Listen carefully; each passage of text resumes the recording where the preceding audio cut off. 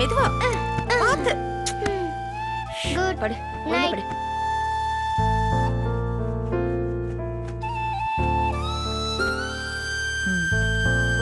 Good night.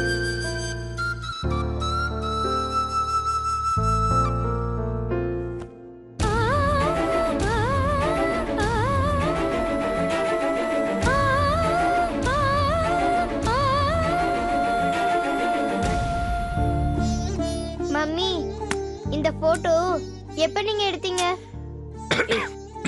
சும்மா படு, பேசாம இரு.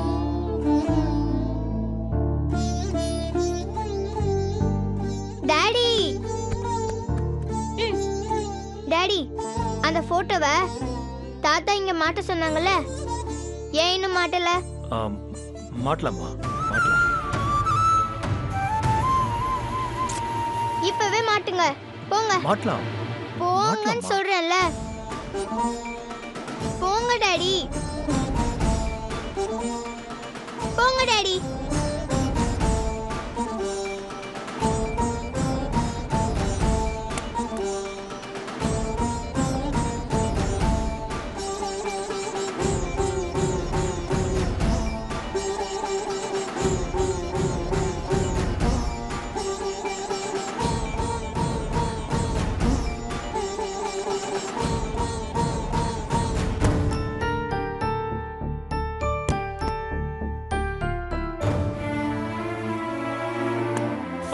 டாடி ஐயோ பாத்துக்க.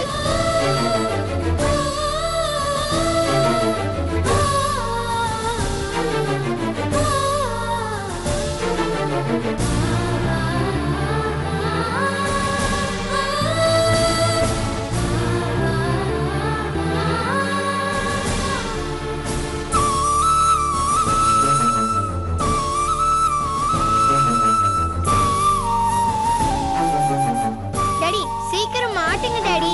ஏன் கையில வச்சிட்டு இருக்கீங்க? சீக்கிரம் மாட்டுங்க.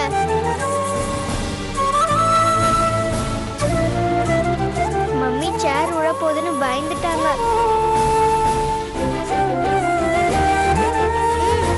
போட்டோ ரொம்ப சூப்பரா இருக்கு. சரி படுத்து தூங்கு போ. படுத்து தூங்கு. டாடி நான் உங்க கூட படுத்துக்கிறேன் டாடி. வேணாம்மா, மேல பெட் ஃப்ரீயா இருக்குல்ல, அம்மா கூட படுத்துக்கோ. போ போ போ. பாத்து பாத்து பாத்து. எப்ப பாரு விளையாட்டு. Good night. Good night.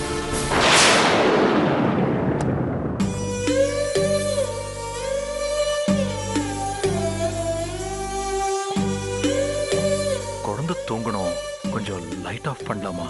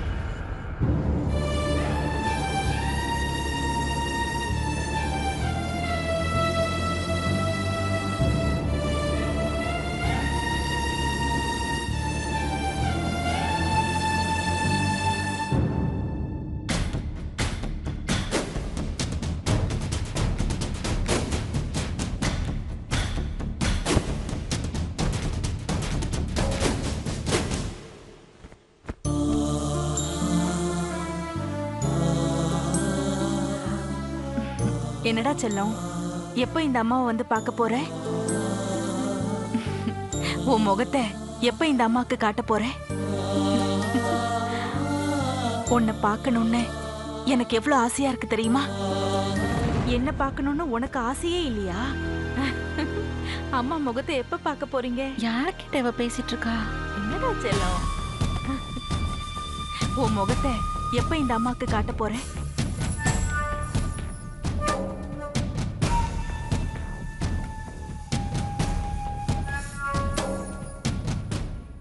ஆமா, நீ குட்டி அனுவா இல்ல குட்டி விச்சுவா?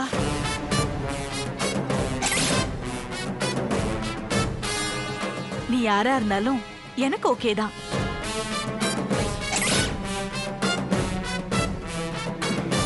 உன் அம்மாவுக்கு அப்பாவோட ஆதரவு இல்லாம வளர்ந்த ஒரு மனக்குறை இருந்துச்சு.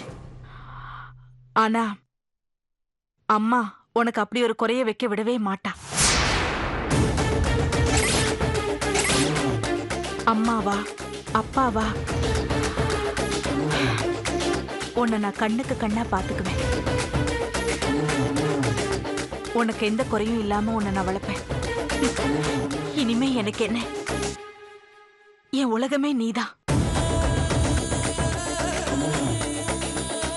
அம்மா உனக்காக காத்துட்டு இருக்கேன்டா செல்லம்.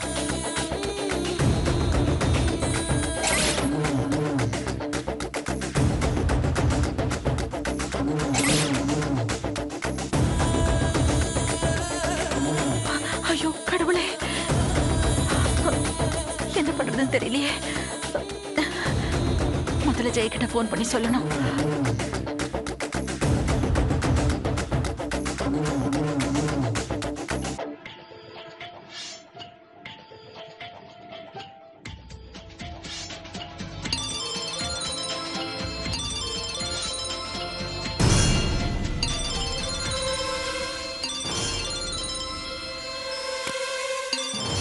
சித்தி கூப்பிடுறது என்னவா இருக்கும்? பேசுங்க. சொல்லு சித்தி. டேய் ஜெய், காரியம் கெட்டுச்சுடா. என்ன சித்தி சொல்ற? ஆமாண்டா, இப்போ நானும் உட ரூமுக்கு போனேன்னா அங்க யார்கிட்டயோ பேசுற மாதிரி குரல் கேட்டுச்சு. சரி, யாருன்னு மொள்ளமா கதவு திறந்து பார்த்தேன். அவ வயித்த தடவிக்கிட்டு அவ குழந்தைகிட்ட பேசிட்டு இருக்காடா.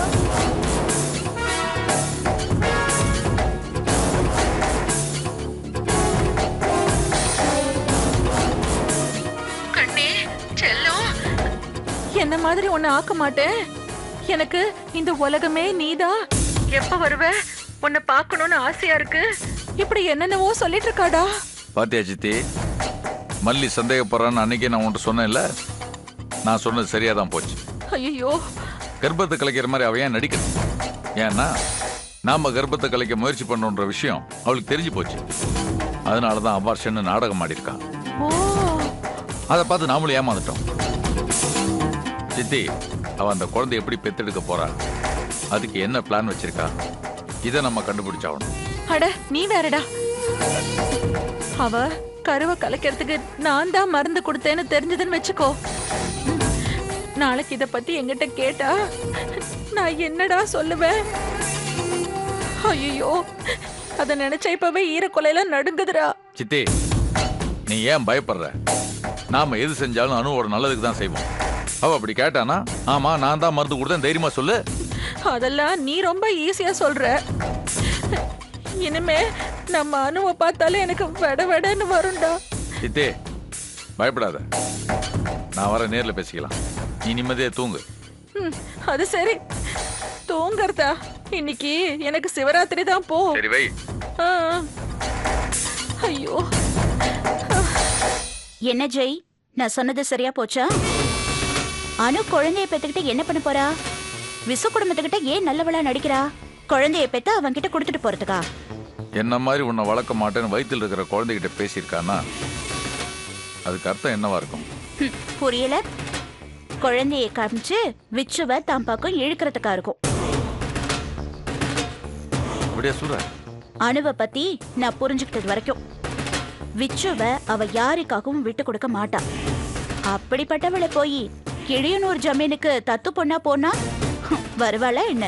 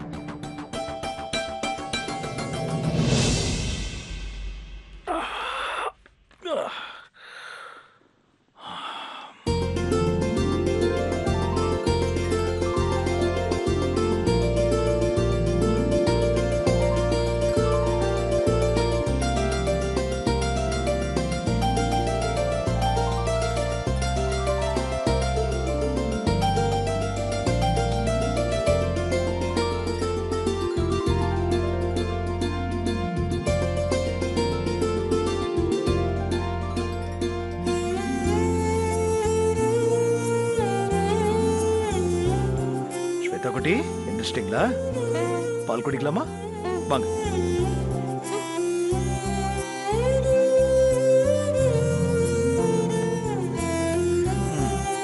நீங்க உட்காந்துக்கோ, அப்பா பால் ஆத்தி தரேன்.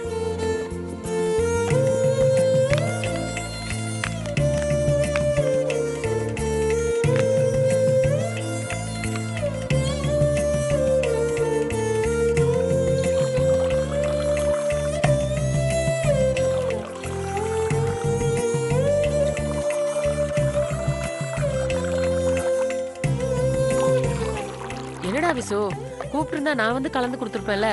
நீங்க கோலம் போட்டுட்டு இருந்தீங்க, உங்களை தொந்தரவு பண்ண வேண்டாம் தான்.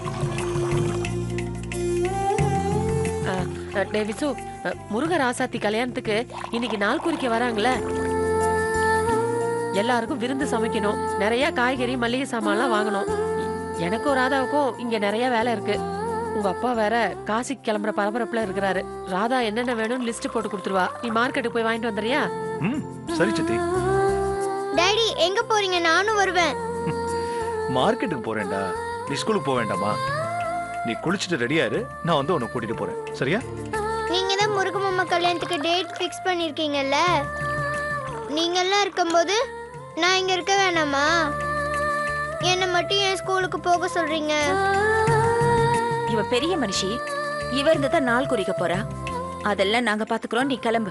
Mummy, this is too much mummy. நானும் முருகமாமா ஃபங்க்ஷனுக்கு இருப்பேன். சரி சரி சரி சரி வா, இந்த பால் குடி. சும்மா என்ன மட்டும் ஸ்கூலுக்கு போக சொல்றாங்க.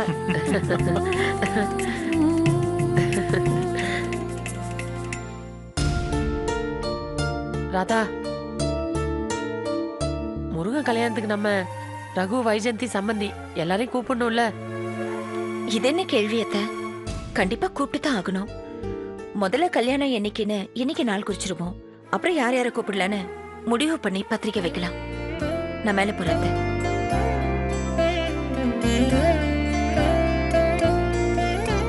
என்ன சித்தி? சித்தி, நீங்க ராதா கிட்ட என்ன கேட்கணும்னு நினைச்சீங்கன்னு எனக்கு புரியுது. முருகனுக்கு கல்யாணம் பண்ணி வைக்கணும்னு தெரிஞ்ச ராதாவுக்கு ரகு, வைஜெயந்திக்கு சாந்தி முகூர்த்தம் வைக்கணும்னு தெரியாதா? தெரியும் சித்தி, கொஞ்சம் பொறுமையா இருங்க.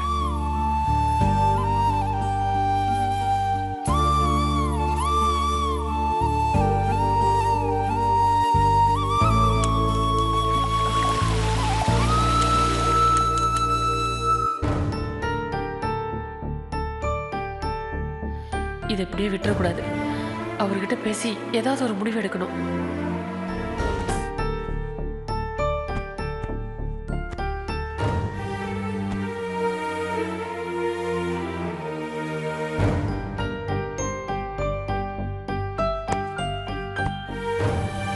என்னங்க வாராஜி, என்ன விஷயம்? இன்னைக்கு எல்லாரும் வராங்க. முருகனுக்கு கல்யாண தேதியை குறிக்க போறாங்க. எல்லாம் முடிஞ்சதுக்கு அப்புறம் நீங்களும் காசிக்கு கிளம்பிடுவீங்க. எல்லாரும் வர்றதுக்கு இன்னும் கொஞ்ச நேரம் தாங்க இருக்கு. இந்த நேரத்துல நீங்க ராதா கிட்ட ரகு வைஜெயந்தி முதலரவு பத்தி பேசிட்டா நல்லதுன்னு எனக்கு தோணுதுங்க. வேணா வாங்களேன், நம்ம 2 பேருமே போய் பேசுவோம். ராஜி, கல்யாணமான சின்னஞ்சிறுசுங்க பிரிஞ்சிருக்காங்களேன்னு நீ படுற வேதனை என்னன்னு என்னால் புரிஞ்சுக்க முடியுது. ஆனால் இந்த விஷயத்த எப்படி நாம் ராதா கிட்ட நம்ம பையனுக்காக தான் அவளை இங்கே வர சொல்லியிருக்கோன்னு அவன் நினச்சிக்கூடாது இல்லையா? அது மட்டும் இல்லை, நாம் சுயநலமாக நினைக்கிறோன்னு அவள் தப்பாக நினச்சிருவா. இது வரைக்கும் விசுவும் ராதாவும் மனப்பூர்வமாக சேர்ந்து வாழலை. அதனால் இப்போதைக்கு இதை பற்றி பேச வேண்டாம் என்ன? அது மட்டும் இல்லை, முருகனுக்கும் ராசாத்திக்கும் கல்யாணத்தை பண்ணி வைக்கணும்னு நினைக்கிற ராதா ரகுவும் வைஜெயந்தியும் சேர்ந்து வாழறதுக்கு ஒரு வழி இருக்குன்னு அவன் நினைச்சிருக்க மாட்டாளா? அதுக்கு ஒரு காலம் வரும், ராதாவே பேசுற காலம் வரும். அது வரைக்கும் நாம கொஞ்சம் பொறுமையா இருப்போமே. இப்போ முருகனோட கல்யாணத்துக்கு எல்லாரும் வருவாங்க இல்லையா? இல்லையா? அப்போ முருகனுக்கும் ராசாத்திக்கும் நடக்க போற முதலிரவு அன்னைக்கு ரகுவுக்கும் வைஜெயந்திக்கும் முதலிரவு நடத்திடலான்னு ஏன் ராதா நினைச்சிருக்க கூடாது? அதனால நீ பதட்டப்படாம விருந்துக்கான ஏற்பாடெல்லாம் கவனி, சரியா? சரிங்க. போ.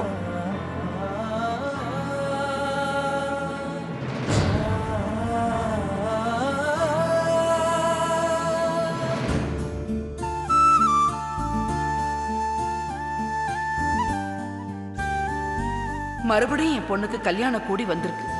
இப்பவாவது எந்த தடங்களும் இல்லாம நல்லபடியா கல்யாணம் நடந்து முடியணும். ஆண்டவா.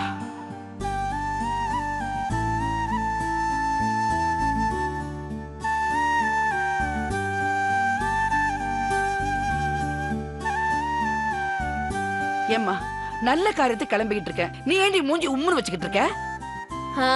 உன் மாப்பிள்ளை நேத்து வந்து கல்யாணத்துக்கு நாள் குறிக்க போறோன்னு ரொம்ப சந்தோஷமா சொல்லிட்டு போனார்ல, அதான் பல்ல எரிச்சிட்டு உட்கார்ந்துட்டு இருக்கேன். ராதாமாவும் அவங்க புருஷனும் ஒண்ணு சேர்ந்து வாழாம நாம எப்படி கல்யாணம் பண்ணிக்கிறதுன்னு முருகன் தம்பி கேட்டுச்சு.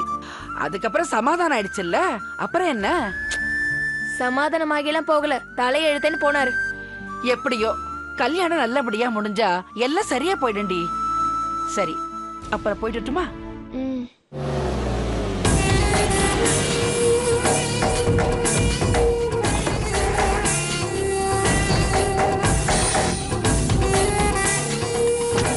அடிப்பாவி, நல்ல காரியத்தை கிளம்பும்போது இவன் எங்கடி வரா? சகுனம் நல்லா அமைஞ்சிருண்டி.